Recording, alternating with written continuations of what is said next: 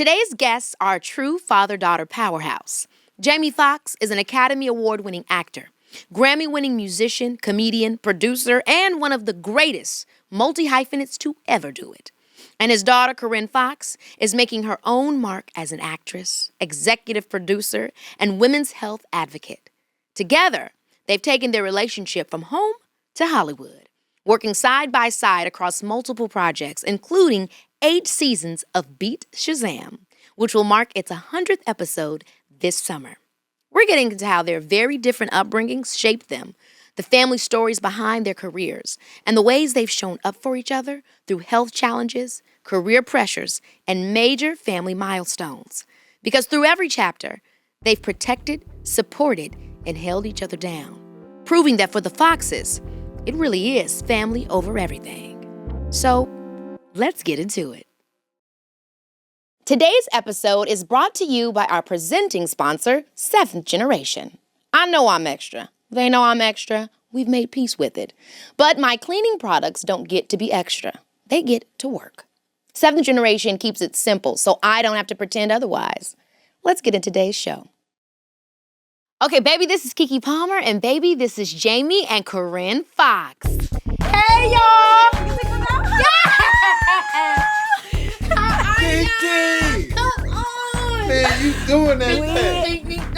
Yes! What up? So good to see you. Girl, you know I love you. I feel like I used to see you all the time at the red carpet. Of the Nickelodeon Kids' Choice. Yes! The Nickelodeon Kids' Choice Awards. Yes, it's so good to see you guys. What's What up? up? You look Man, good. hey. No bigger fans over here. Oh my gosh. No, we trying to get you. No, we want to do No, something. we trying to get you. When we doing it, y'all No, know listen, y'all listen, gotta listen. tell. I got sent messages from some really high up white people that are trying to get you right now. Come on, what's the No. I mean some. I don't want to say it on here, but I mean some gotta real tell me. high powered people. We can bleep They said, them out. "Could you please send a message? We want to." They want to go all. Well, but And it's a movie or it's a TV show. everything. Yes! Yes, correct, guys.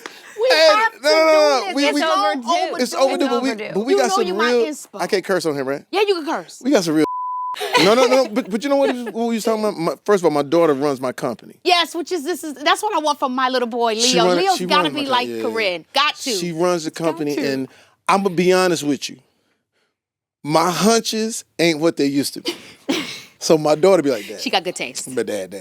But my execution, I'm like, I do that thing. So my hunches, all that is not, but she takes it and makes it amazing. But what she does and what we do at our company, we do that stuff that our peers are gonna be like, that's a hot. Yes. You know, because, and I'm thankful for everything that we I got do. no wood. I'm thankful for everything that we do. Yeah. As far as what I'm working on. But sometimes I'll be like, man, I'm looking for that one thing where Keke be like, ooh. And so we have some of that. So That's what's all I that say. thing that makes you say, ooh? Because you know it is hard to find, Corinne. That's not down the middle. Like he was just saying, like a lot of stuff right now, it's just down the middle. Down the middle. It's safe. But you don't do that stuff. I think you just said when you walked in that he's your inspiration, but I see so much of course you guys are your own talents, but the way you've been moving through your career, she sings, dances, acts, you're a comedian, you do it all. And so Keke, you got that fire. Hey, That's you know what's crazy? No, it's crazy. That's you, I'm Jamie. watching the BET, and you know I love everybody. I love Juicy, but that moment of you and Juicy, and you say, "Give me this damn," I said, "Oh, bow!" Oh and my gosh. so what we long for in our company is that we do. you're an entertainer. We do great projects, but we want to put great people in great vehicles that where. So when our peers see Yes, things, it's different. It's like I'll do it. I'm so happy So to true. be working. yeah. But sometimes I'll do a movie and then I'll know. I can tell by the way people see me. Hey Jay, I said, damn it. They didn't like the last At one. all. That one they At wasn't all. I impressed said, with. man, Jay. And then what? I got one. I was on a boat. That was a nice yacht. I'm thinking I just dropped something, and one of the dudes said, I said, damn, really? What was He it that said, did that? Nah, I ain't gonna say because I don't want to disparage the people that worked on it. Yeah. But the dude, and I kind of got mad at him a little bit. He could have kept it to himself. He's like, that last one. Who the hell was he? Man, He was bold. But one of them dudes. Because you still watched it. Yeah, You still got that ticket. But I'm looking to make him go. Damn. Yeah. And so, in other words, Keke, we come here on. We're the biggest fans. We're the biggest Guys, fans. it's ditto. And like you said, I lived for them back in the day Kids' Choice Awards, girl. We was up in there. Well, I know you get torn up about your old looks from the red Girl, carpet. that red carpet is a mess. No, but me, I have them too. You should look up 9-year-old me at the Nickelodeon Kids' Choice Awards. No, it's not happening. So I feel your pain. I feel like they weren't like they used to. I feel like when we came up with at the Kids' Choice Awards, it was really given. I wore Ugg boots, jeans. Girl, we was like, My daughter told me one day, she said, Dad, can we talk about your stylist? I said, what? No more patches of leather on your shoulder. I know that era she's talking about. I know that era, that Jamie era. These patches. The patches of the leather, and she said, just knock it off. It's very R&B King. R&B King. R&B King, which you are. No, wait, it was so terrible. let's get into these pre-show pull-up questions because I can't actually believe that I don't know what your zodiac sign is, Jamie. Man, You know can what I guess am. it. No, you can Come on, guess man, it. you know Keke. I mean, as funny as you are. I am dedicated to not being dedicated. Wait a minute. This sounds she like can guess I'm it. dedicated to not being dedicated. this right here sounds like Gemini. No. It ain't. I overpromise. Is this a Sag? Yeah. Yes, so I was gonna say Sag, but when you were like being like all indecisive, I was like, is he playing around? Nah, Sag I'm energy down. I'm a Sag moon. Oh, life of the party. You're Here for a Sag good moon, time. but I'm what a are Sag you? Virgo. Virgo. That's what I said. Do you know your rising or your? No. I don't cheat. He calls it cheating. Because y'all cheating On the if sun you don't sign. like your sun, like your main sign, you say, oh, but my rising, no. Keep your What and they are you, always try to Corinne? say I'm a Sag. No, keep your Aquarius. There you go. Period. January and February. I love Aquarius. February. That's Yes. Oprah Winfrey. Yeah, Oprah it is. Winfrey. Oprah Winfrey. Keke! Humanitarian. There's a couple other people too. Keke! I love you, Keke! Corinne! Do you know your rising and your boo? Rising Don't cheat, Pisces. bro. She not cheating. I'm not cheating. Rising Pisces, Aries moon. So Aries- fiery moon. That Aries is.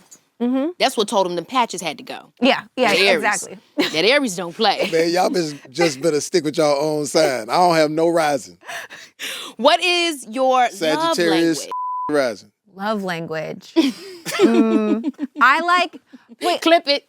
my bad. I didn't say that. I That's get funny. confused with love languages. So is it what I receive or what I give? You asking the right thing, because you know what? It's both. They say it like, what is the love language, how you like to receive it, and then they say you have sometimes different for how you give it. Yeah. Like I feel I like don't know I if I want give to it, listen to my daughter talk about this. That. but you was at her What are y'all wedding, talking everything. about? But what is the love? What is? It's how you Is this sexual? feel. All right, because I'm about to say y'all done got bold. Where's how you receive it, how you give it? I said y'all can talk about this when I'm gone. She's shining no panties on. You remember that, Jane? T-shirt She's thing. shining no panties Dude tried to steal that song from me. Who? I ain't gonna say. Tell me, Drew Hill. Who tried to steal that? It was a problem with the publishers, but they tried to take it from me. I wrote that song. OG, 1998. I Man, remember. wrote I had that no business song, listening man, to it. at my house, and somebody tried to take credit for this. Anyway, I ain't gonna. Who tried to say you ain't gonna give us the Nobody. tea? It was beautiful and was so great, gracious. It's absolutely a But classic. he had on a leather vest and no shirt. Uh-oh. I know exactly. She goes, uh-oh. We are going to go to the next one. What is something that your friends roast you for? My hairline. It look cool to me. Now, right now, I got it. You gotta, yeah. Gotta pay. You know what's crazy? said you gotta pay. I got to put the dust in it, and what I realized, when I love black the people put the dust. dust in there, right? My white friends don't know what that is. That black men and their hairline. The That's dust. the thing. So when I go to the clubs and there was this gang of white girls like, oh my God, they did like that. I said, God damn, bitch, I gotta go. She had her hand all up in the dust. Thumbprints everywhere. Oh had no. It was a gang of It's like she was getting booked. Had all the Beijing. She was like, so. It does seem dangerous. You would think by now they have it to where it can't come off of y'all. Man, look, and you notice if I throw a pool party, I'm not near the pool. Oh. Well, y'all need to do Just whatever in Steve was case. doing with that lace front. Why don't guys want to But do lace fronts? I got something though. I got shout out to my boy Taylor Perry.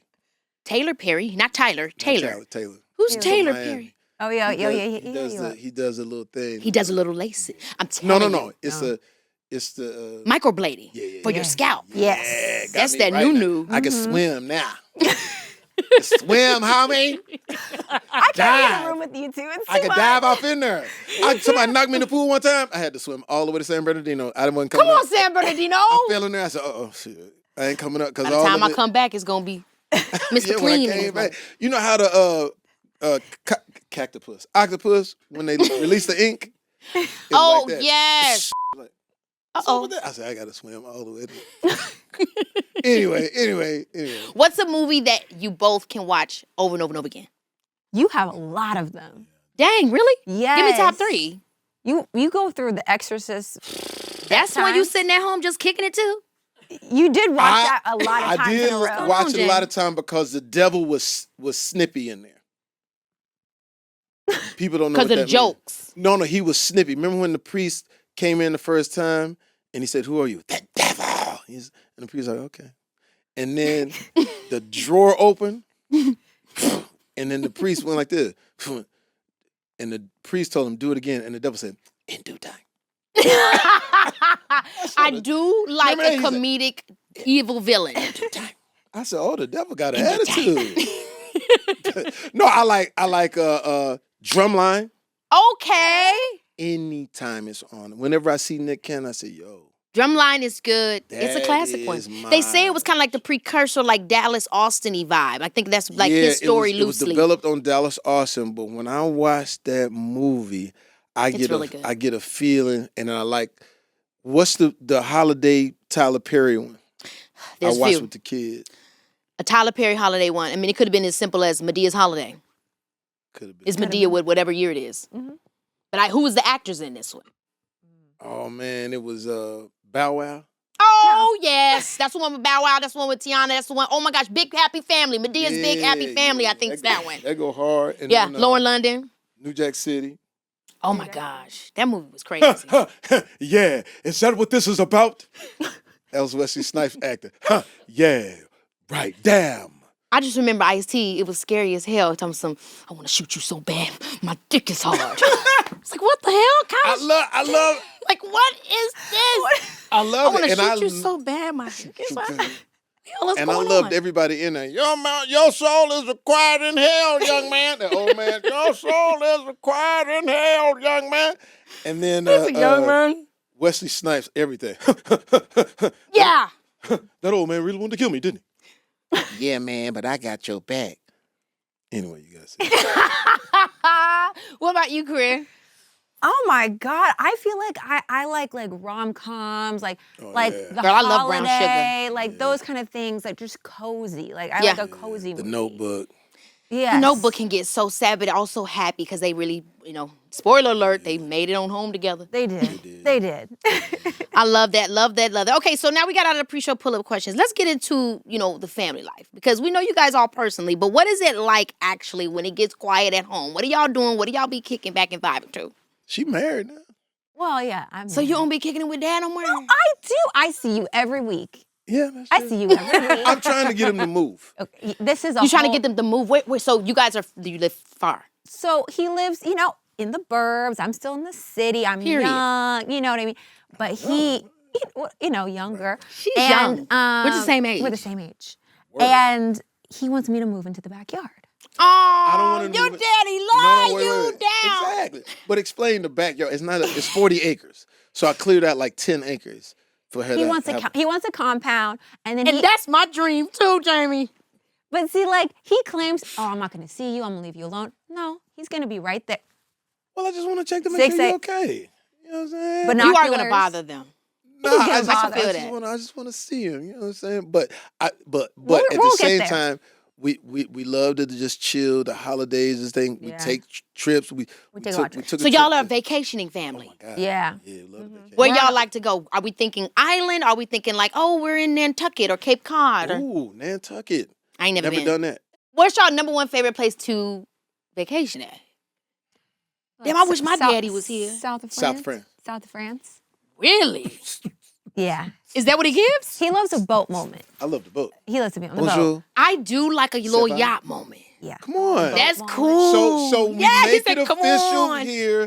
Next year, we're in the south of France, Keke Park. Go, yo, No, no. let's go Don't play that.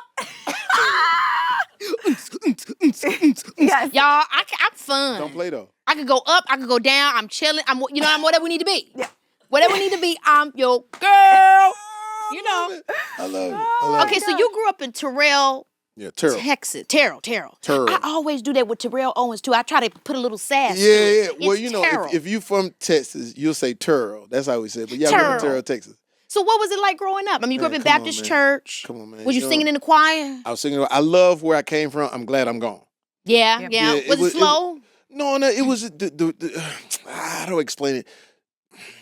I don't want to disparage my city. Yeah, It was a great city, but I was an artist, and so some of the The traditionalism would maybe yeah, cage you in the South, some of the Yeah. things I see, I got to get away from here because I just felt like I feel like Monday through Thursday they called me certain names, but on Friday they called me a god because I was a quarterback of the high school team. Okay. Yeah, so I passed over 1,000 yards. So that was it. Come It was on. it was great, but I had to get out. Yeah. I had to get Yeah. out. Were there things about your childhood that you did kind of want to create for your kids? Any specific things you're like, you know what, I want my kids to have this vibe, you know? I feel like they have it already.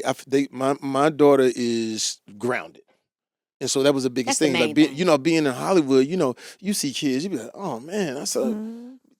these kids today, man. One of these kids, It's a lot of influences, especially in a big place. yeah, Like the Hollywood or drugs, New York or any of these places. yeah. everything like so. So what I hoped was that Corinne, Annalise just could feel where I came from. There's no way to mimic it, but they have it. They have this down home. Corinne used to joke with me about going to restaurants. His dad is going to be a big plate and a little bit of food in the middle. And she says, You know those fancy places, they don't give you the normal portion. Yeah, everything's an hors d'oeuvre. It's this big. Everything is hors d'oeuvre. so child. she's It like, is she true. was just, she's ready. And to me, that's I Texas. love that. That's so that's what they do naturally have. I will say, like, I think part of that was that he did move out of the city and he, lived far away. And then also when we went to things like, the Nickelodeon Kids' Choice Awards or this, he never big timed anybody. We were fans. Yeah. We went up to everybody. We got pictures. We got this. And it felt like, oh, this is an exciting, fun thing, but we have regular lives. And so I feel like we always felt normal. So yeah, what was it like for you growing up? You grew up in LA. Yeah. And when did you know your daddy was like, oh, my daddy Jamie Foxx, It took me a while because when I was younger, I didn't see a lot of his stuff because it was rated R. Yeah. So I didn't see it. Booty call. And then Booty calls, man. booty call. Booty calls. But when I went to the Oscars with him when I was 10 years old, Ooh. when he was nominated for Ray, And one for Ray, and And we was one. going up. and won for Ray, I was sitting there like looking up at him and I was like, okay, this is a big deal. He's a That big was deal. honestly the same. I know it's totally different what I'm about to say, but it was like when Barack Obama became president. Like Wow. that's like literally I'll when take you when I would never forget when you won Yeah. that Oscar, Jamie. Man, it was crazy, dude. And it was, I had to be careful because, I'm gonna get a little history. It was, I was about to blow it. What you mean? Baby, this is Keke Palmer, yeah. I am, by every definition, a lot. My outfits are a moment. My reactions are gig. I've been called dramatic in 3 different group chats this week alone, and every single time I said, correct. That's just who I am. And honestly, I've made peace with it.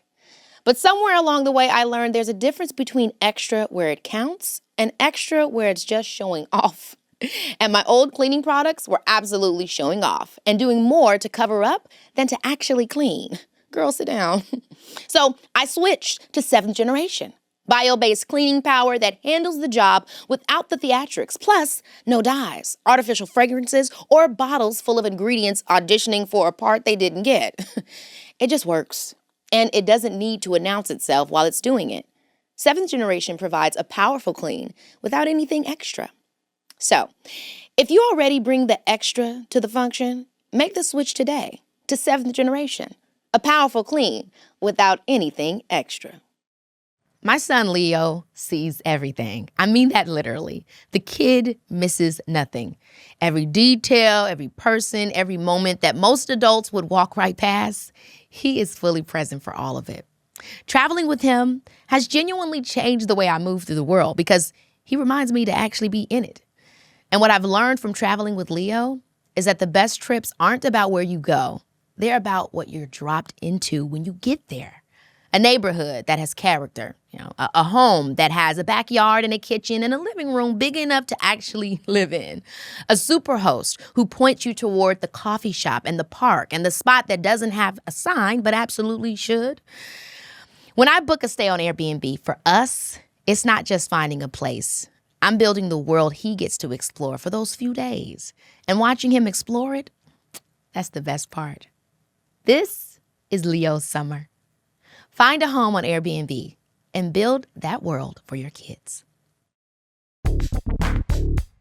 Because doing the Oscar run, I didn't know it was a campaign, and I didn't have the right publicist at the time, so I was wilding. Yeah, you doing you. I was wilding, and then I'm not gonna say the girl's name, but me and a young lady, we went to the Golden Globes, and I remember we were augmented. We about to all look that up. We were augmented. Okay. We were augmented. Like AI. Something was happening. And we went on the red carpet, and we was like, I remember I was nominated in 3 categories. We got out the limo. Three up in his bits. 3. And I was like, oh. And so everybody was like, what's wrong with him?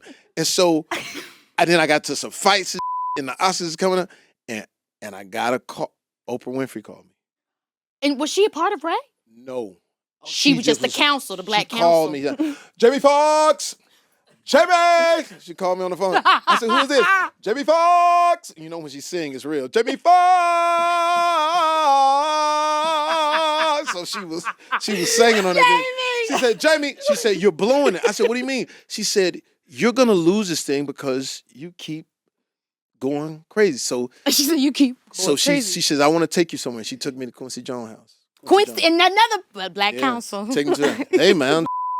Man, you're blowing it, man. You got to go in there and do the right thing, man. You're not going to lose this thing. You're out there partying and doing whatever, man. You got to get your together. You see? And I was in Quincy House. You see on the wall, man, that's Michael Jackson. 54 million records, Jamie. You know that. You know Usher, don't you? You know Usher? So they take me to, she takes me to Quincy Jones's house, and it's all these black actors and actresses from like the 60s and the 70s that I grew up with, and they all shook my hand and said, hey, we're counting on you. Oh my gosh, Jamie. And so then Oprah says, okay, are you ready to meet the person that you need to talk to? I said, yeah. And standing over in the corner was Sidney Poitier. I knew it. There was only one person it could be. Yes. There was only one person it could be. So I go up to Sidney Poitier, and he goes, I saw you one time. You were at the party. Do you remember that? I was like, yeah. I was like, yeah. I want to give you something. When I saw your movie, oh my God, my soul grew. I'm giving you one thing, responsibility of your work. And man, I wept. Oh. And then Oprah came, and then Gail was there. Oh, Jamie, Oprah's, Jamie, Oprah's ready, Jamie. So, You gotta stop. It's too much. It's too That's much. not- that's not Gail. Keke, you're so great. I wish I could come on your show and work with you. You're so great. You're so gracious. Jamie, you were ridiculously Keke, good. you're so great. Uh-uh. Keke! I love Keke Palmer. She's a great black. I love her. She's a great, look at her. She's a great black. I like her. She's a great African. This is incredible. She's a great African. There's a lot of great people out there. She's a great one. Look at her. She's so pretty. How? She's so amazing. Jamie, how can you do I like the this? Tesslers. I love a great, I love a white Tesla. They're privileged. I love a black Tesla. They're quick. They're fast. They're durable. They're strong. You can give them one charge and they'll run for 400 years. I like a black. No, I'm just kidding. Jamie, how can you? I mean, And- what All was day it? long. Okay, so I know you've described yourself, Corinne, as you're reserved, you're chill, but then your dad is Crazy. all of this. How? Okay. Like, was there ever a moment? Because obviously you're doing incredible in this industry. Was there ever a moment you were like, I don't know if I want to be doing all what he doing? Did it ever deter you? No, I just think he is so naturally like this. Like, this is him all the time. He's not just on because we're on the show. And no, he's like this in the car. He's like this when you wake up in the morning. He's like this at all times. And so, I mean, I love it. I'm also numb to it. Yeah, because it's your dad. It's just, this is just him. But I feel like in high school, it was more so when I Yeah. bumped against it more. Yeah, because I made a mistake. She was at school, and I don't know if you remember this, but I had a Rolls Royce drop head. And I went to go pick her up, and she wouldn't get in the car. Because it was too much. It was too much. In a minivan or something. Yeah, I pulled up, and I was like, look, the top go back. Come on. The top go back. She's like, man, if you don't get the That is so cute. And it was just because you felt like it put too much spotlight on you. Like, what was the vibe of it? Yeah, I don't know. I think when you're in high school, you want to blend in. That's like the time when you just you don't want to stand out, and he stands out. Yeah, that's right. But I grew out of that. We grew out of that. we grew out of it. I'm a label whore. So what was the turning point for you being little Corinne, going to the Nickelodeon events, going to all the places with your dad? We've seen each other so many places, to saying, you know what, not just hanging with my dad at these events. I actually want to be into the business. What was the kind of flip that switched? Yeah, there was. I, for a long time, was like, I don't know if I'm going to get into it. I don't know. And then I was sitting in a cubicle in New York City, working a 9-to-5 job in an advertising firm. And I looked out the window and I said, I don't want to do this. and I really had always wanted to be in the entertainment industry, but I just never allowed myself to really go for it. Sure. And so as soon as I did, we did the show and Beat Shazam, and then just things kind of snowballed from there. But I feel like I had to really choose it for myself. Like, it had to be my choice. And congratulations, you guys, on Shazam. It's literally 100 episodes. 100 episodes. And you guys have given away, was it over $10 million? Yeah, $10 million. of my own money. Damn. And I want it back.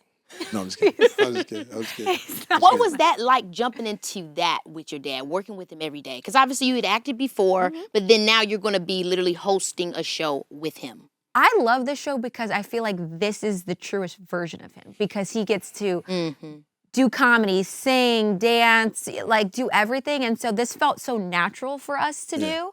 And we have, I think people see themselves in our relationship and the way we, oh, okay, Dad, that whole thing.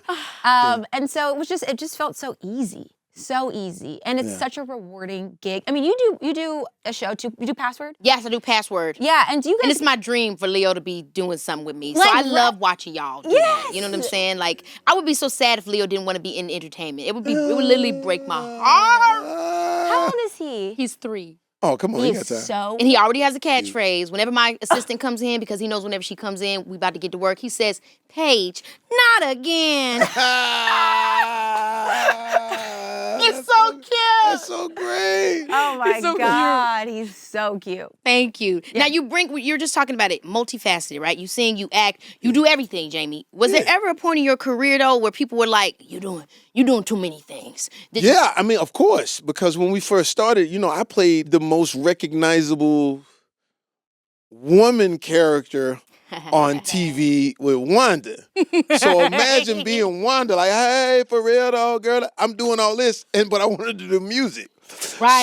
So I remember being dressed, I got the tits on, the ass, whatever, and In Vogue is guest starting. Yeah. So that's In Vogue. Yeah. So I'm like, I'm finna shoot my shot. Period. But I got the You got garb the booty on. everything. So I like, I'll go, Fredo cut. So what we doing? They like, please. I asked, y'all don't want to go out? No, we don't. So I said, well, damn. So that was one thing. And then I remember Teddy Riley came to Living Color. I got the tits on and the ass again. Come on, Teddy. And I finished doing my thing, but Teddy about to leave. So I grabbed my demo tape. And I'm running. Mind you, Teddy ain't seen me. I wasn't on the show. Jump scare. I'm running down the hallway as Wanda with my tape on the Teddy, and I said, Teddy, man, I'm Jamie Foxx. I do music. He says, man, impossible. And I said, what? And he walks out. So, Man, impossible. because you got to think about it, like that's all I was known for. So Wow. there was a thing where when I would try to sing, people like, man, that go Wanda, man, trying to sing. And so I had to sort of outlive that a little bit and then catch another vibe somewhere else. In walks, I'm having a party at my small house for some people. Missy Elliott, everybody's at this little small. It's in Atlanta. Where we at? No, I'm in LA. You in LA? And I had a little 2-bedroom house, but everybody would come there, right? So at this one party, it was Puff, it was Missy, it was everybody. And then standing on the wall, this is how long ago it was. Standing on the wall was a guy named Jay-Z that nobody knew. He had a little green tracksuit jacket on. The party's crazy. I said, yo, I know who you are. He said, Nice party. It's crazy. We started off in Marcy Projects. You know, Dame had an idea, said we'd do the music. You know, then we started the clothing line, you know, Marcy. And then I met Beyonce. so Where the head at? Yeah, That's so too Jay-Z's good. right there. Then I go in my garage because I had my cheap liquor that I put in my good liquor bottles. And when I'm coming out, it's a tall guy and a shorter guy. The shorter guy goes, yo, B, it's like this all the time. Like people singing karaoke. And I said, yo, who are you? He said, we're the Neptunes. My name is Pharrell. Oh my gosh! Later on, and How what could this be so happy? Yeah. So what I would do is I would throw parties and invite musical people because I was trying to get into the music. Come on, network. And I had a studio, and then in walked this dude, jaw busted, Uh-oh, I know who this is. backpack. Kanye. So Kanye says, I got a song, Dad, that I think you'd be good on. I want to play. I said, come on, we go in the back of my studio. And he says, this the moment? she says she wants some Marvin Gaye, some Luther Vandross. We gotta stop there. I They let- won't let us play Now it watch all. this. But when he trying to teach me the song, you know, I'm from R&B, so I said, hey, I got it.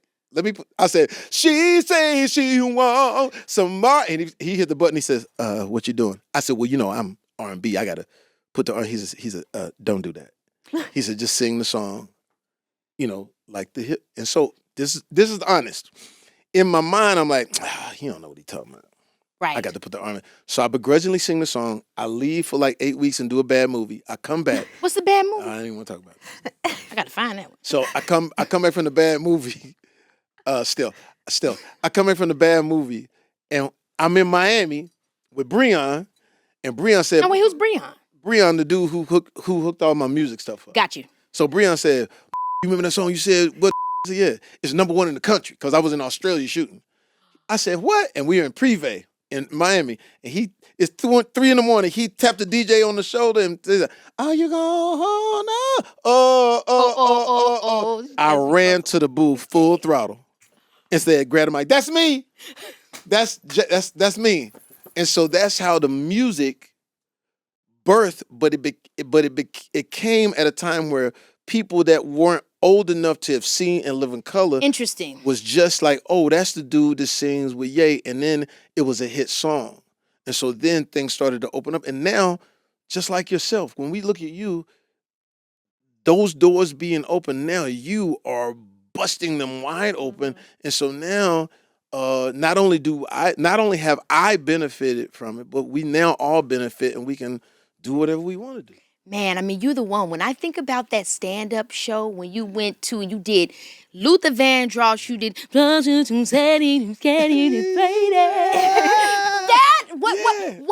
you? I just have to know, because it is so difficult not only to create a stand-up show, but to do one as original as yours. I mean, me and my friends sit back and pull that up and watch and watch and watch. How you could just pull off being so cool and so funny and then so on the cuff. Like, you have to tell me, what was that process of putting that together? It was, my grandmother made sure I learned music. So, but what was my secret sauce was throwing music into my comedy. So when I first got to LA, you got to understand, y'all young. It was 1987, 1988. So when I was doing stand-up, I saw all the comedians that you know right now. DL, the Wayans, the Rock, everybody. But the difference was I would put music into my joint. So I never forget, I went to a college for classical piano. So I was singing, you know, lacrimosa di asila quaresior jet et favela. So I would do all. So incredible, So Jamie. now Snoop has a song out, and I would take that on stage and say, what if Snoop had a song? What if Snoop's Gin and Juice was opera? Yeah. And he'd be like, rolling down the street, smoking Nindo, sipping on gin and juice, the juice, with my mind on my money, and my money on my mind, biatch. So now I started putting all of the music gosh. stuff and anybody that I could do an impersonation just into the music. So I would couple it with what you're referring to. When I was young, my grandmother wouldn't let me listen to no R&B stuff, so I would listen to songs on TV like the Brady Bunch, and change it into some R&B. Here's a story of a lovely lady. Yes! You know what I'm saying? Yes! And so then I'll take all of the people that I know how to do impersonations of, and then put them in there. So with Luther was like, still in love. I said, you know what I'm saying? So then it was like, here's what I tell you, Keke, and you'll notice. The stuff that I did at the lunch table as a kid ended up being a payoff as I got grown. I used 5th grade, 3rd grade, this is all I was doing. So now to be able to do it on this level is I would try to do this because I had to disrupt Tommy Davidson. I had to disrupt the Wayans. I had to let them know I had to separate myself with the music. And then there was a situation. I know DL Hughley remembers this. Oh. I'm walking. Uh-oh. Should we No, tell the this story? no. It's a good story. I'm walking. This is when I ain't know nobody in LA. I'm just doing my thing. I don't have no crew. Yeah. This when gang members, everything was I ain't know nobody. So I'm just doing my. So I'm walking to this comedy club, and all the comedians come outside. I said, "Man, you cheating." I said, "What?" Yeah, man, you singing, man, and then you ain't supposed to be singing. I said, "Oh my, I didn't know it was a comedy union." Like, what? It's the leg rub. They said, "Well, you wouldn't be funny if you wasn't singing." I said, So, and this is DL, Buddy Lewis, they was jamming me up, but I was huge fans of them. Right. So I go into the comedy club to do my set. I don't sing. I do 25 minutes of that hot and people going crazy. I said, wait. I just want to know, did I sing tonight? And some girls, we waiting. I said, no. We waiting. Somebody told me outside that I wasn't funny unless I sung. And so I'm not going to say, they was like, well, I know it when it just went up. So when I came outside, DL said, man, that was brilliant. Buddy, they gave me my props. What's up? But what they did was they forced me to sharpen the comedy so that the music was just a cherry on top. So that I'm gonna still have them laughing, but then the music was just something that I would, lay on it. It wasn't, in other words, if comedy is a banana split, this was just the musical whipped cream. You know what I'm saying? I mean, I'm hearing like brave authenticity. Growing up, watching your dad, both creatively seeing his work, but then up close and personal, what did you learn and take from him in terms of the work ethic? I can only imagine, I mean, his work, I would say more so what I took from him is his dedication to his family, because he worked my entire childhood, but he always showed up. And so I still don't really know how you balance that, Dad, because they would call my mom from the Jamie Foxx show and say, please don't tell Jamie about Corinne's soccer game because we need him on set. And if you tell him, he's going to leave set. Like, he was so dedicated to being present, showing up. I never looked out in the crowd at a recital and he wasn't right there. And so I'm still amazed at how he was able to do that. And so I feel like those are the values that he's instilled in me. And what was it like being on set? Because I know you were on the Jamie Foxx set back in the day. I was in You an was episode. a little baby. Yes, you was an episode. I was a flower girl in the 100th episode. That's crazy. I remember that, and it was my first time acting, and I didn't know you had to do more than one take. Oh yeah, So they gonna I- have you up there doing so it I a went million down times. the aisle, threw all the flowers, and they said, "Okay, put them back in the basket." I said, I just threw it. I did it, y'all. yeah. But I was in a little episode. That was here I That come, made Jet here magazine. I come, here I go. Hey. Come on, let's get started. You know what's up, so I yeah. can make you dance. If you want me to. Yes!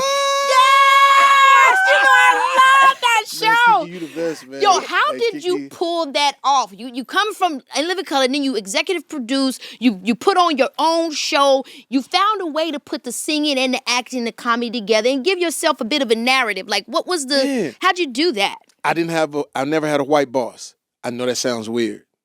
I never had a white boss when it came to my artistic expression. Break that down for the My folks. meaning this, all the authenticity came from this black dude from New York. His name was Keenan Ivory Wayans. So Keenan Ivory Wayans, yeah. So when I imagine going on to the set of In Living Color. So I go into the set of In Living Color. It was all black everything. That tripped me out. It was black writers. It was black performers. I smelled something. I said, "What's that?" She said, "That's smothered chicken." I said, "What's that?" "The craft service." What? And Keenan said, "This is how I run it." So from that, I never had to second guess anything, and everything that we did was water cooler. And Keenan said, "This is what I'm gonna teach you. If you ain't great, don't do it." He said, "If you ain't," it's because as a black performer, if you're not great, you're not. I said, he said, because we gonna grade you harder. So on In Living Color, it was 23 minutes of programming, and Keenan ran that to the point to where he was tough, but he had to be, because imagine. He had to. First of all, I'm funny as I was the 8th funniest person. Tommy Davidson, David Allen Greer, Kelly Cofield, all 39 Wayans. I mean, it was just Jim Carrey. Jim Carrey.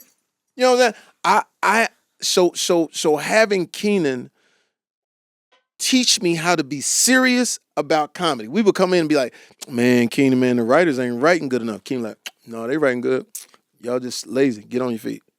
Ah! And he would work everything out. And he said, "Don't ever sell anything short. Get it all." So by the time I got to the Jamie Foxx show, I was actually wound up too tight because everybody on In Living Color was a killer.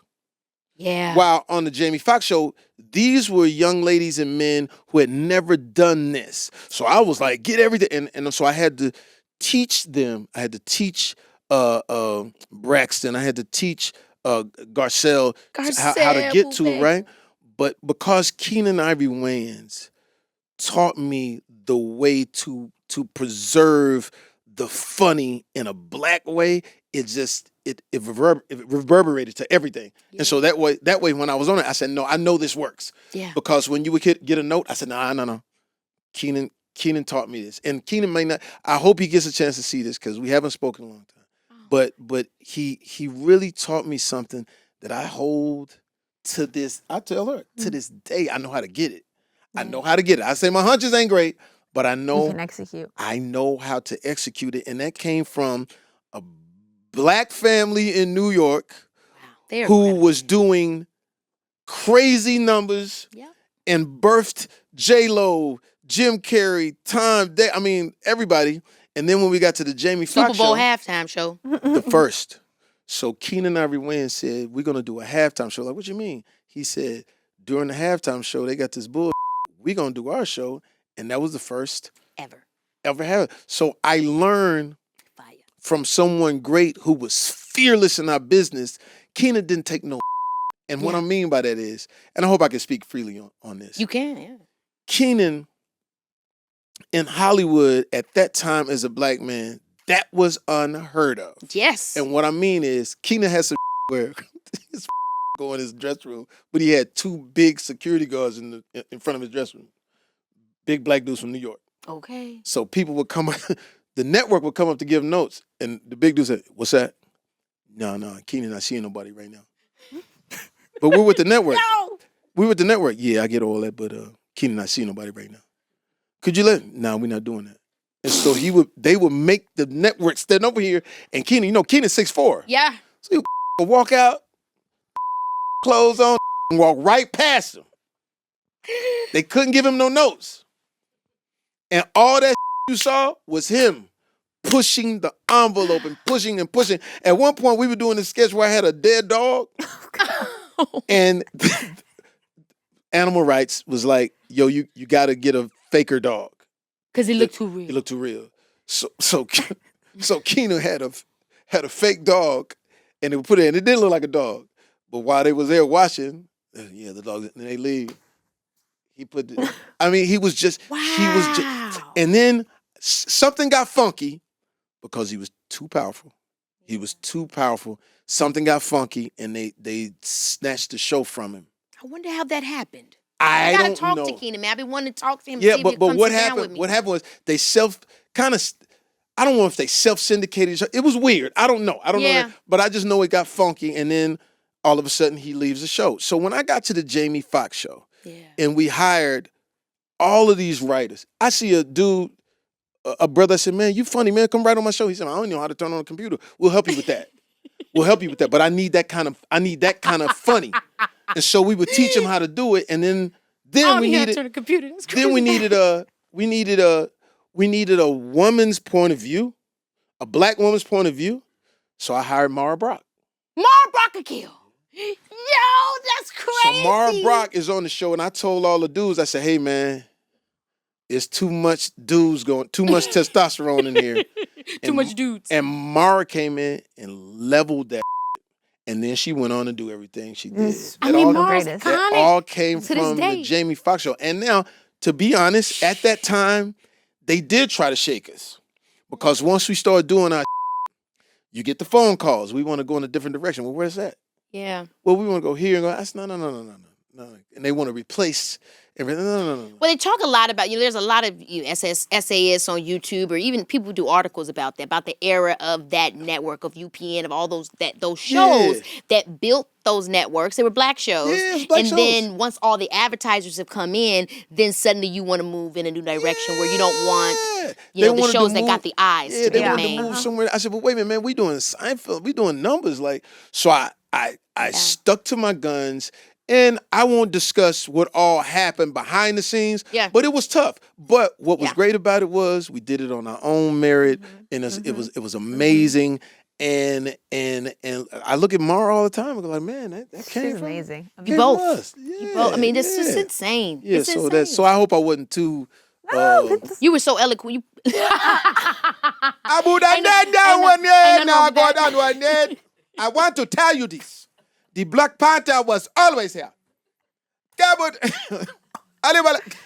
So, Corinne, obviously, you creative acting, but you are also an exec. You run the production company. I do. That's totally different than Different. performing. Performing is one thing, but then when you're making these decisions, you're, like your dad said, you're finding what the right material is. What let you know that you wanted to get that deep into the business? I feel like he always saw it for me.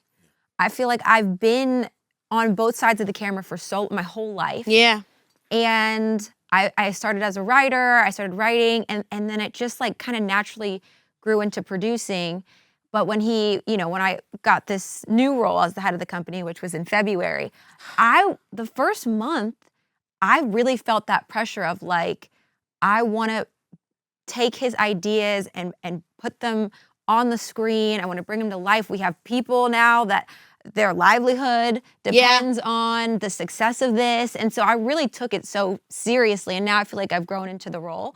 But it was it's a big responsibility. It is for me myself, it's always entertaining and moving even more as I'm getting older into, this is the Keke Palmer company, not just Keke Palmer, the talent.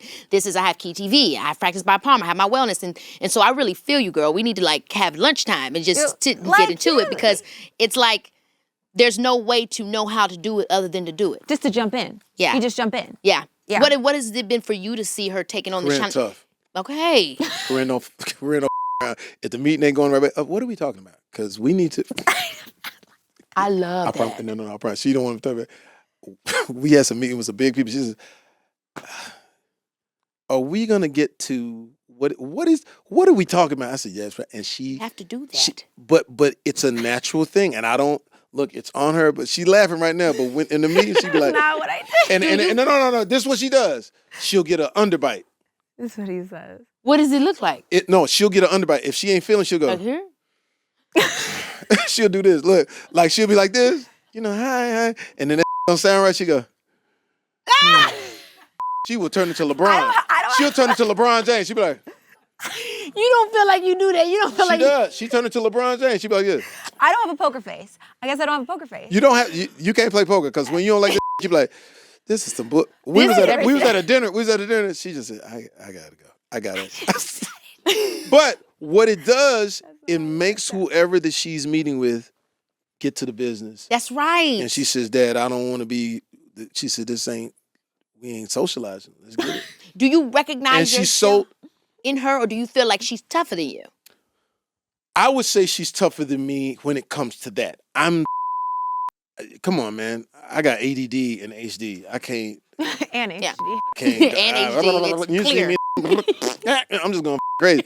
She nailed it. If it ain't going, she out. And can I speak on it?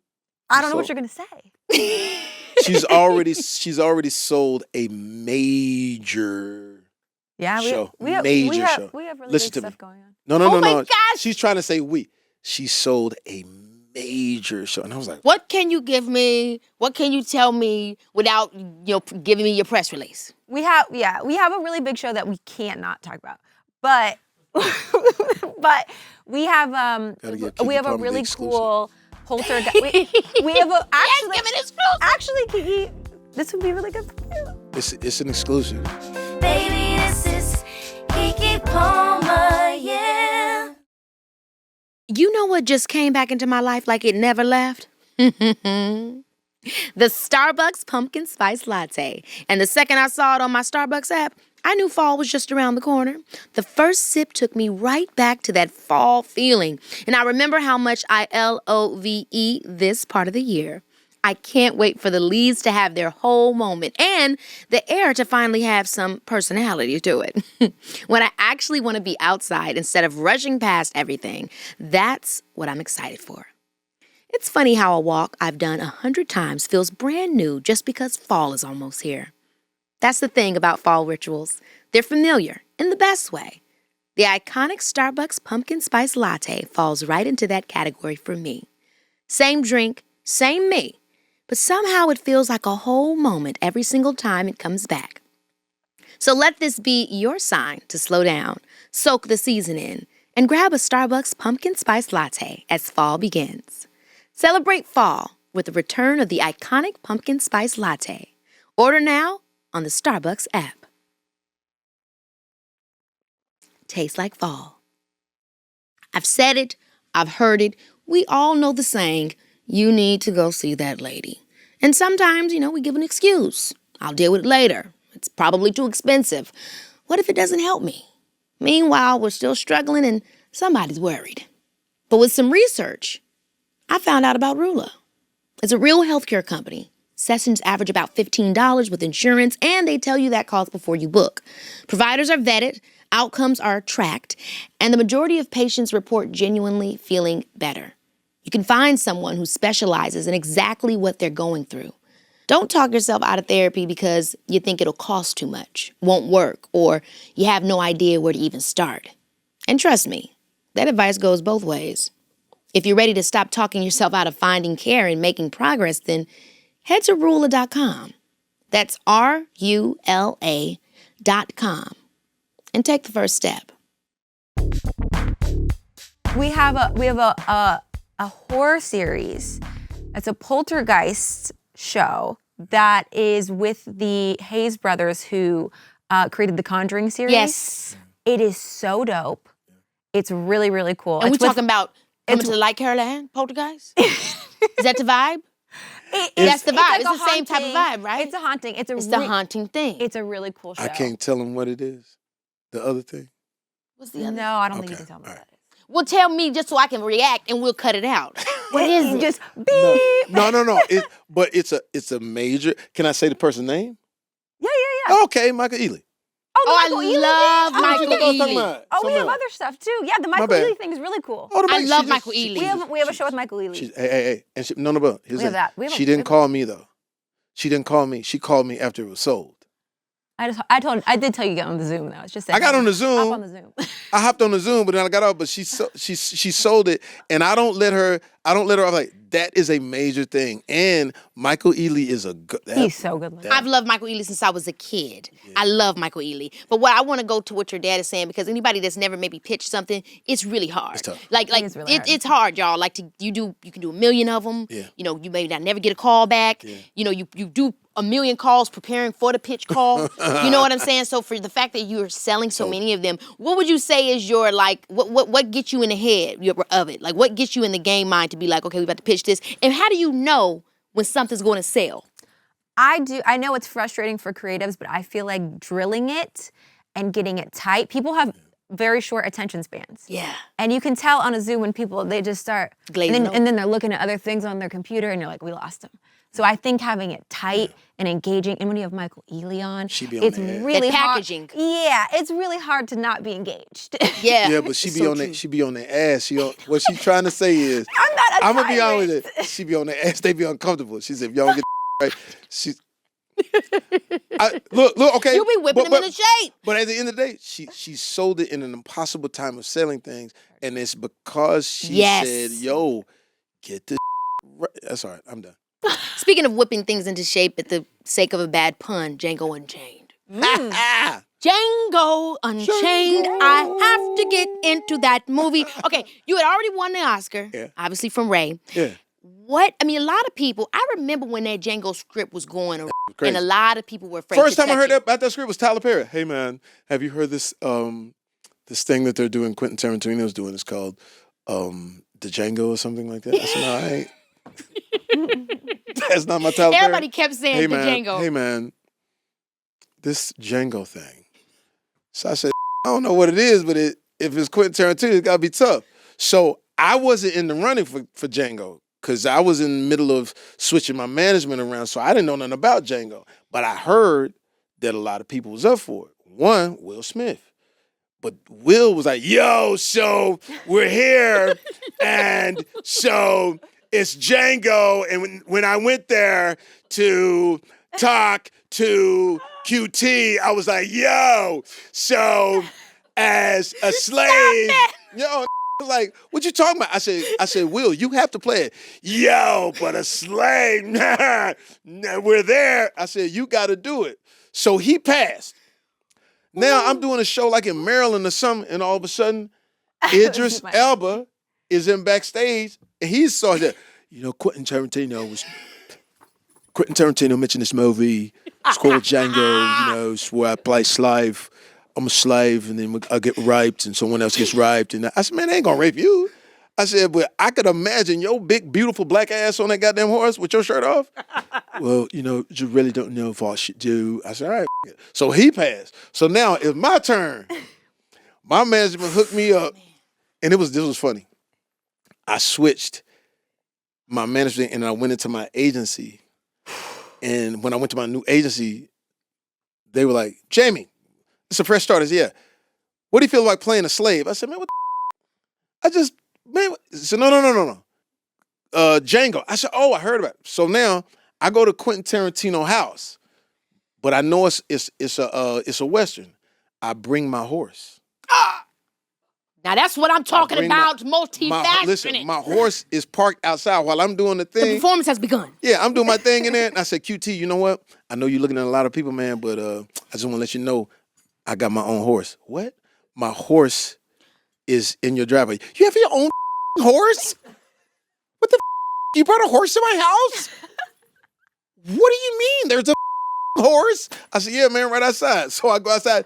What the I'm showing my horse. I said, QT, I know everybody trying to get on, but I think Django and his horse is a real thing. It's got to be some energy. I said, and what's crazy is my horse look just like your stunt horse. You just got to paint the shoes white. So Quentin calls my new manager, Rick Yorn. Hi, man. I don't know what this Jamie Foxx is selling, but I'm buying it.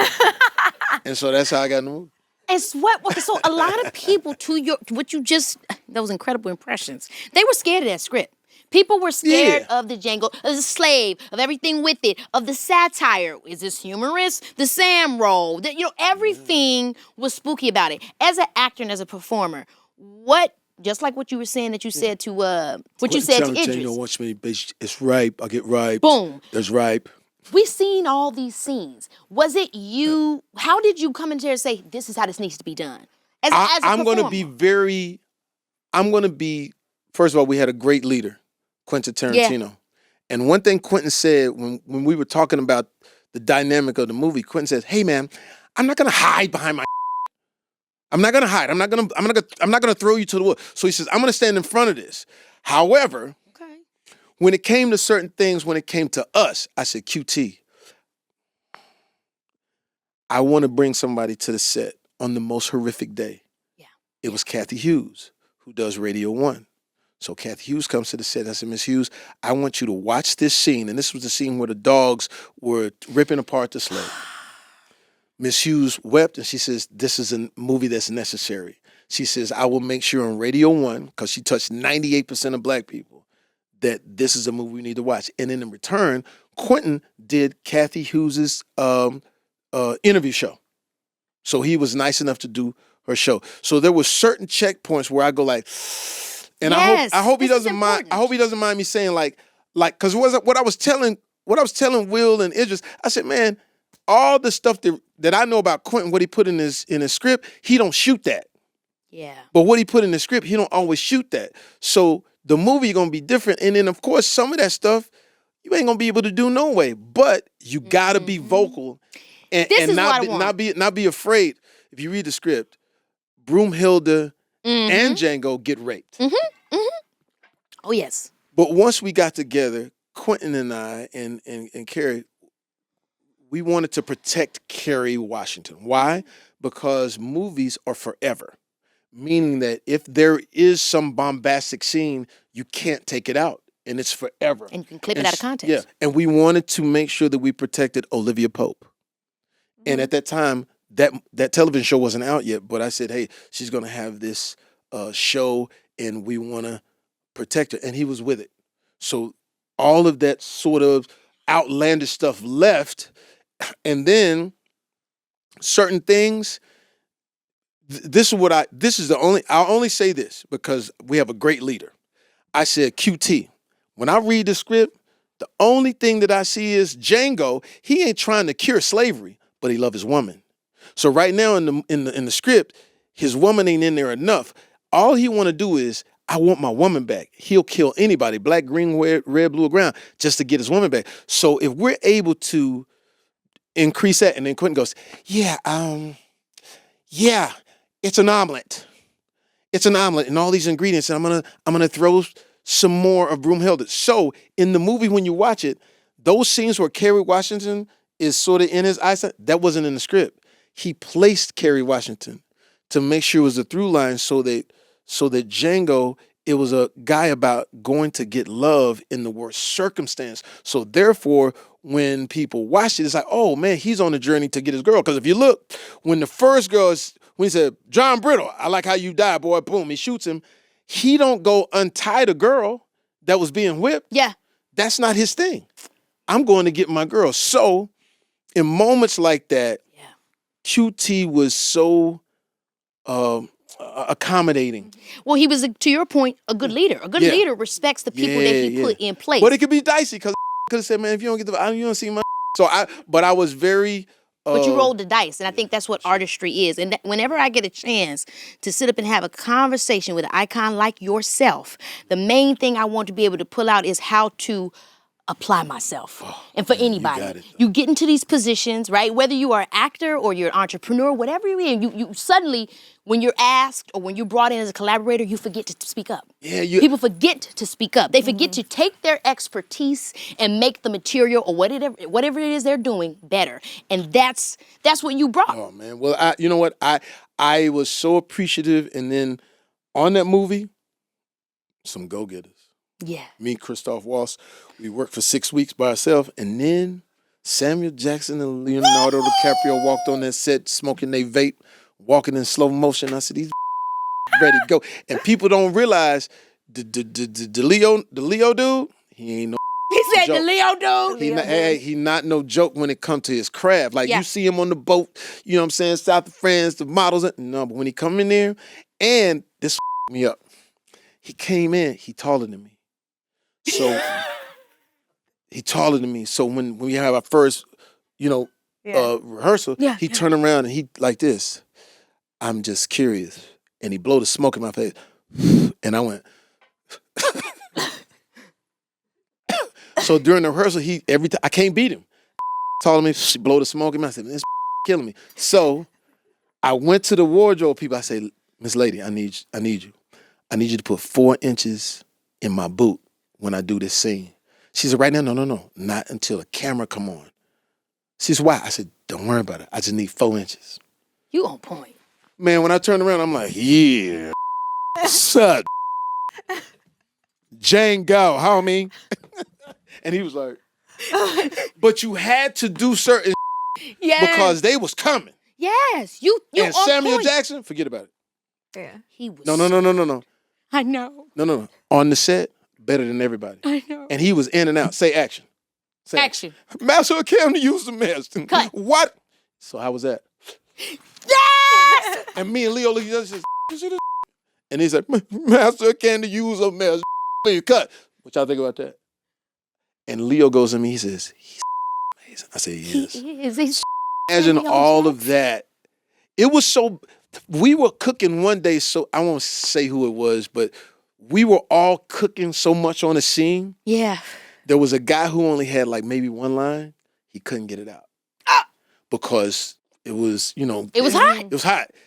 And Samuel Jackson, you better have your tight. I'm so scared. Because say that say it. And I was like, whoa. And the dude just, he was just like, yeah. Because Sam, you couldn't beat Sam. Oh my gosh. Yeah. And I did certain things just to try to get on Sam's level. Because Leo couldn't say the N word when we first started rehearsing. He would go, hey, pal, Come on, pal. I can't say that, pal. And Sam goes, say that just another Tuesday. Say that. Sam was crazy. Sam was going crazy with it. And then Powerful man. at Sam's one a point, powerful man. Sam would make sure that he knew. Sam let everybody know he's the one. So I had to do some. I apologize now still too. We're doing a read through. Sam cooking. I said, man, all that. What's that? You heard me. All that. You ain't the only here. There's a new sheriff in town. That. The heck? And I'm saying, this ain't in the script, man. All that, man. Everybody running scared from you. Ain't anybody scared of you. And then Sam goes, okay. Yeah. And then Leo's like, what was that? I said, I got to try to do something. And then that set me up because later on, Oh no. that black man cooked me. And it wasn't no words. We were supposed to be staring at each other. So Quentin was like, okay, you and Sam have your stare off. I looked at Sam. Sam said,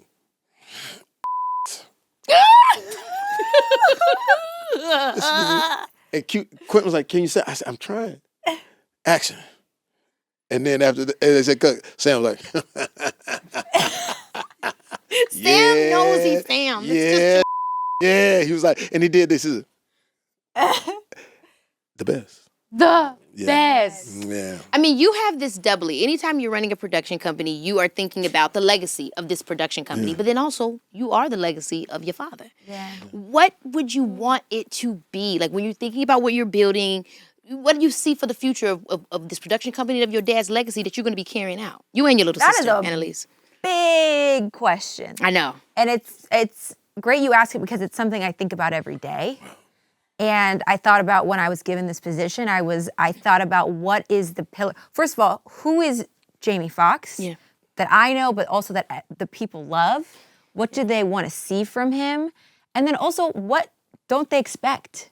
And so, I mean, we came up with like words that like are the ethos of who he is, entertainer, universal, like all of those kind of words. But I feel like the things that we've been gravitating towards lately have been kind of the left of center things. Yeah. The things that aren't so commercial. And so I feel like that's the kind of stuff that we want to do. Yeah, to continue to double down on what he's always been. Yes. Which is out of the box. Yes, like he made that surprise stage, people. so now people know what that is. Like, people see when I'm coming in, somebody like myself coming in, they know the blueprint of what that is. So continuing to push that forward, I think that's totally in line with what your dad has always done, for sure. And we cannot wait to try to Oh yeah, no, talk we're to gonna get you. that and you gotta contact try to after talk this. to Keke. we've got We was talking about, man, you Keke, it is very rare to see a talent like yourself to where,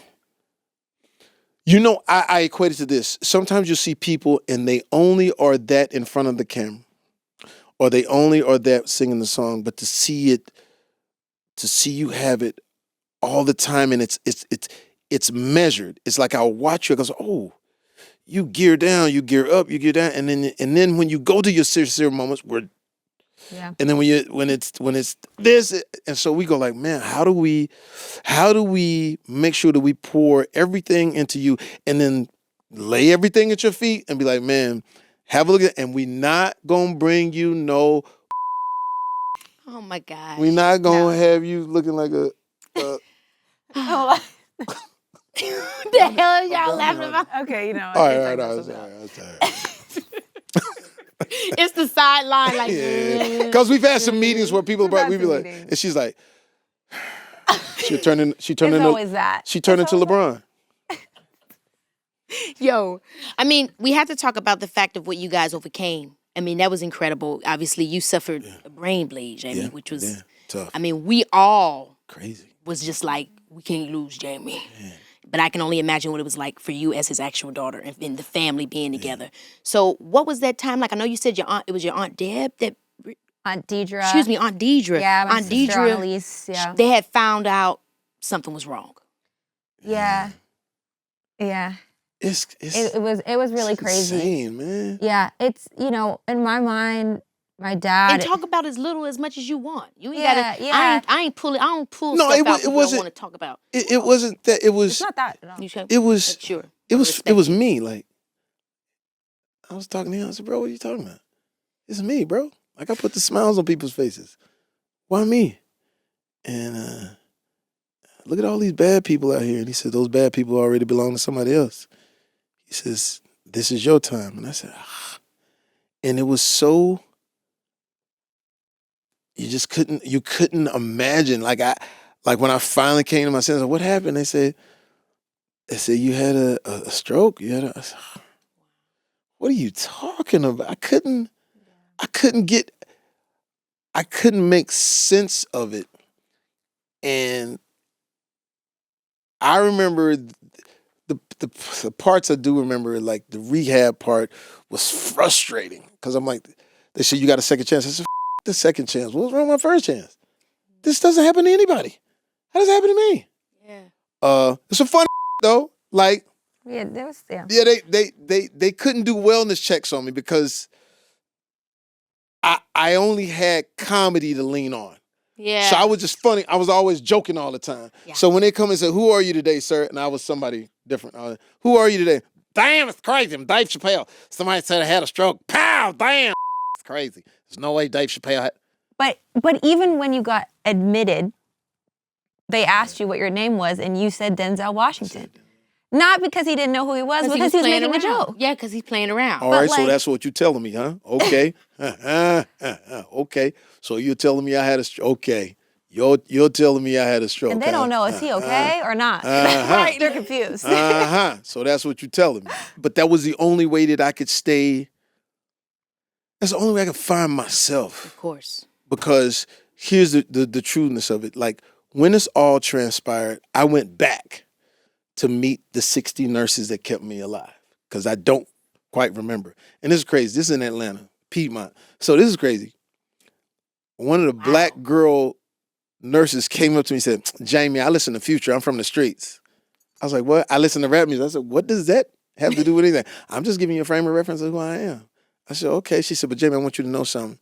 You're a miracle. I said, what you mean? She said, less than 3% of people that come in with what you have walk out of here. We usually put them in a box. I I said, oh, wow. She said, but when I saw it was you in the emergency, I rolled my sleeves up. I said, man, thank you so much. She said, what you thanking me for? I rolled my sleeves up for everybody. She said, but just remember, you're a miracle, Jay. And I was like, so then God bless her. Yeah, but it makes you want to go get it. And then Dr. Schutte. Yeah, his surgeon. I had a good surgeon, a great surgeon. Yeah. And he wore a Laker jersey. You know, when cool white boys, you know what I'm saying? He was cool. He was just like I asked him, was it? He said, nah. Were you nervous? Nah.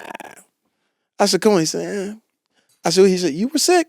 He says, but You were sick? That's how them doctors be. Yeah, he was, am I right?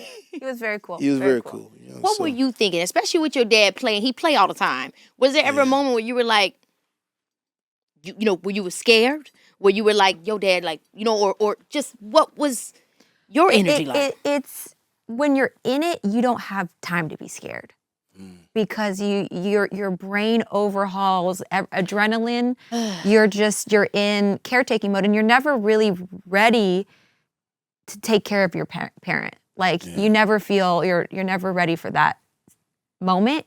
But when it happened, I was like, I got this. Like I was so laser focused in taking care of him and protecting him and making sure that he was going to get to the other side. And I could only do so much. Michael Corleone. That's what he calls me.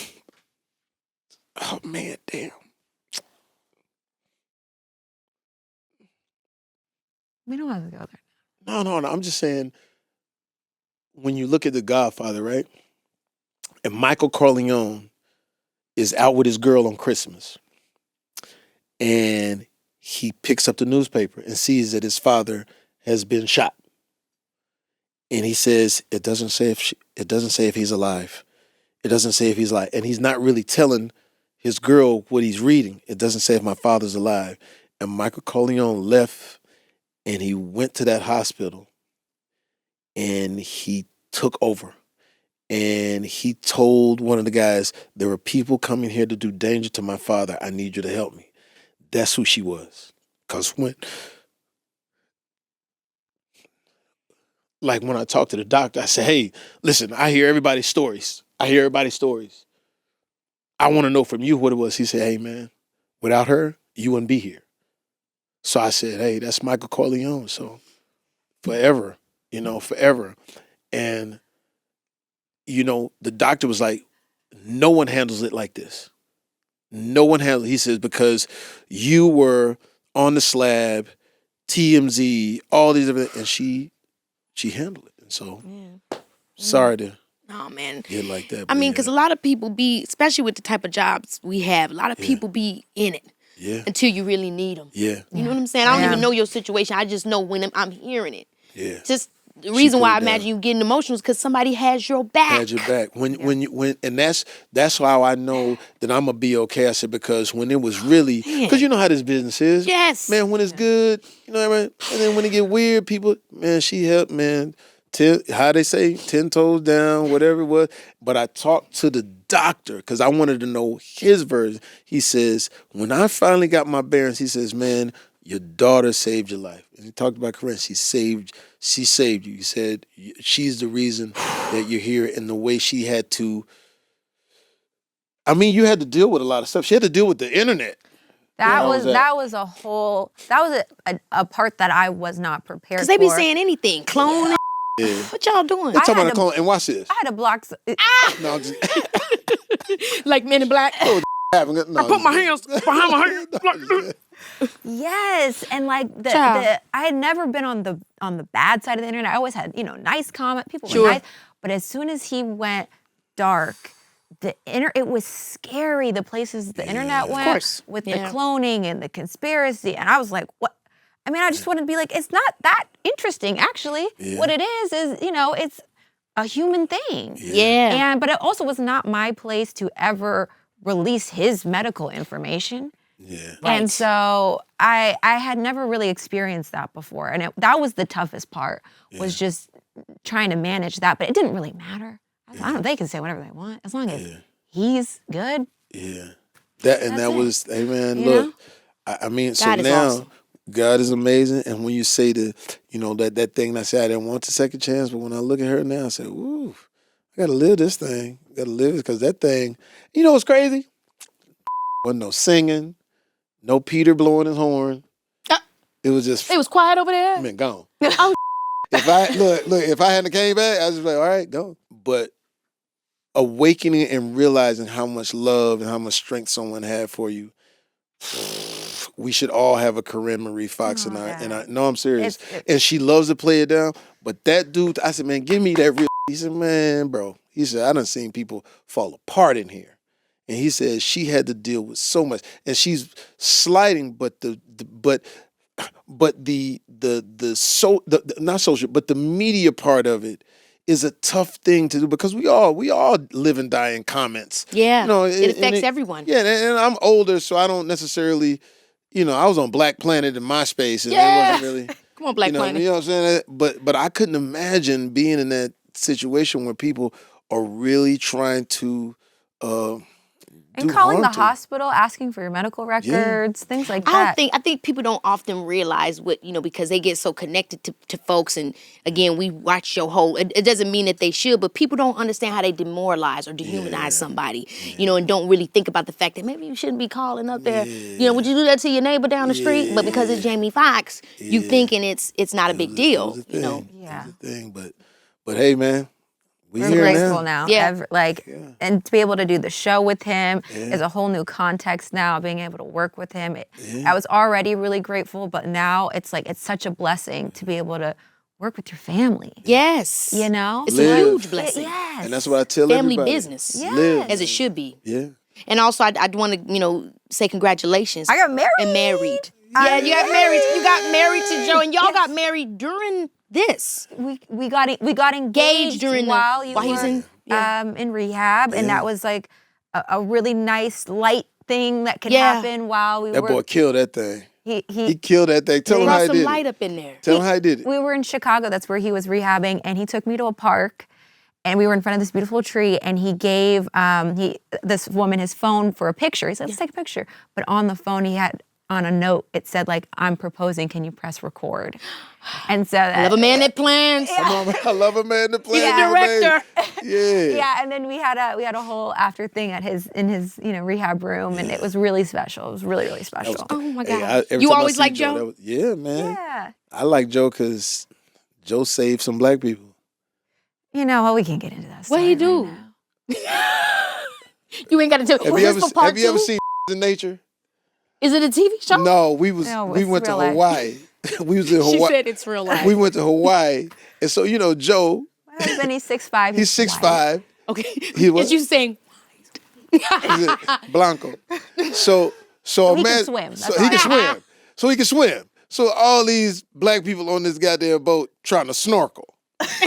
So we in Maui, and I know Maui. I just live there, so I see the wave. I say I ain't going in there, and I'm always eating. I say I ain't going in there. So yeah, we all jumped in, and he said, "I'm not going in there." So as everybody started floating back to San Diego, oh no, Joe dives in and just saves one. I got him, throwing him on the boat. It was a choppy day. He was just saying, I got Joe went and saved my whole black family, and then one of my homies, Dave Brown, his daughter, I got it. I said, you don't got it, and she done floated all the way back to Pebble Beach. And so Joe, I said, Joe, she way out there. Don't worry. Oh my gosh. And save my whole family. I said, we love you, Joe. I said, that's the one right there, Joe. Husband Joe. And he's a great director. He's watching from the boat. I'm watching from the boat. I didn't get in. You was gonna watch him go. Ooh, it's choppy. I said, there's another one. No, he's not with us. I'm howling. Well, look, I ain't gonna take up no more of y'all time. When I tell you that I have had a ball, I feel like we were just kicking back at the house. Y'all, you guys are just so awesome. And I just hope that one day I'm just sitting up there having a conversation with Leo about how he's running my that is a blessing and a dream. And I'm just so happy, man. I'm just so happy for you. Happy to have this moment with you. And happy to have this moment with you, Corinne. Oh, my gosh. Seriously. You're amazing. Thank you, guys. Amazing. Back at you. Crazy. Hey, right? Crazy. I felt like this was a Jamie and Corinne. I felt like this is how I had to show up for y'all. You know what I mean? Yeah. Love it. Thank you so much. Love. Oh, you guys, I love this conversation because underneath all of Jamie and Corinne's talent and success, what stayed with me was how deeply they support one another in every aspect of life. Their relationship has grown and shifted over the years, but the constant is the way they protect each other, believe in each other, and stay connected through the highs and the hard moments. And I think that's something all of us can relate to. Whether it's with a parent, a child, a sibling, or a friend, we all need people who celebrate us when things are good, steady us when things get hard, and remind us who we are when we need it the most. That kind of support is a real gift. Be sure to catch Jamie and Corinne on Beat Shazam on Foxx. And I'll see you next time. Because, baby, this is Keke Palmer. Baby, this is happy birthday, mommy. Happy birthday, mama. I love you. Happy birthday, mama. I got dancing and a big pizza bar. Dance, dance, oh, oh. Leo, you done? No. Okay.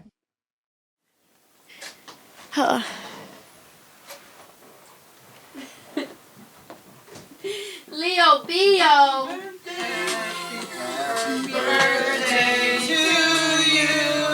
Happy birthday to you. Happy birthday, dear Keke. Happy birthday to you. Yay! You want to block I love you so much, son. See the picture?